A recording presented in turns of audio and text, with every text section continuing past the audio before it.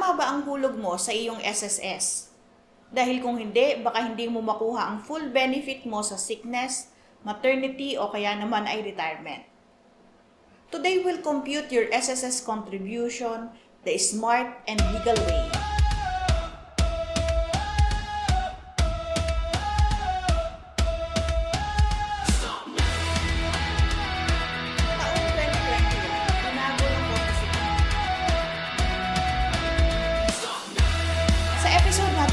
We'll break down kung paano mag-compute ng inyong SSS contribution based on the latest 2025 contribution table and why every peso matters for your future benefits.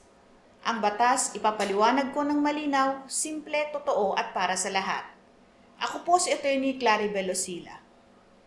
Ayon sa Section 18 at 19 ng Social Security Act of 2018, parehong ang employer at employee ay dapat mag-contribute base sa employee's monthly salary credit. Ngayong taong 2025, ibig sabihin ang employer, ang bahagi niya ay 10% at ang employee o ang empleyado ay 5%. Kung mayroong earning na 20,000 pesos ang isang empleyado, ang kanyang monthly salary credit ay 20,000.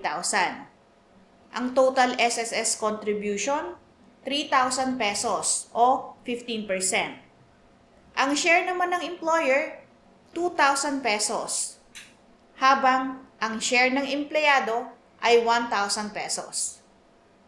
So kung may 20,000 kang sweldo, 1,000 ang personal share mo, pero makikinabang ka sa full 3,000 contribution, dahil may counterpart ang employer mo na 2,000 pesos. Para naman sa self-employed or voluntary members, ikaw mismo ang magbabayad ng buong 15%. You can choose your declared income, pero tandaan, mas malaking declaration mo ng salary credit, mas mataas ang iyong babayaran at benefit sa SSS. Ano-ano nga ba ang mga SSS contribution and benefits? Mayroong sickness benefit. Ito ay nagbe-base sa average daily salary credit. Ang maternity leave benefit, kung saan 100% of the average salary credit naman ang makukuha mo para sa 60 days in case of normal delivery o kaya ay 78 days kung cesarean delivery naman. Meron ding death and disability benefit. At sa retirement naman, ito ay magbabase sa iyong total contributions and credited years of service. Kaya sa SSS, every peso counts. Ang iyong SSS contribution today ang magdedetermine ng iyong future pension. Ano naman ang mangyayari kapag hindi nakapag-remit ng SSS contribution?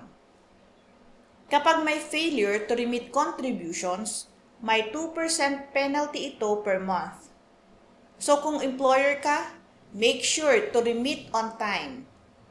Kung empleyado ka naman, check your SSS account regularly para hindi ka mabigla sa oras na kakailanganin mo nang mag-claim. Now you know how your SSS contribution works and why you should monitor it. Sa next episode, we'll talk about SSS benefits, sickness, maternity, unemployment, at iba pa.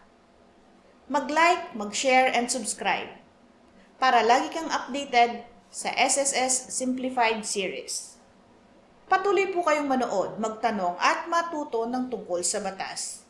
Magandang araw po, ako si Attorney Claribel Lucila.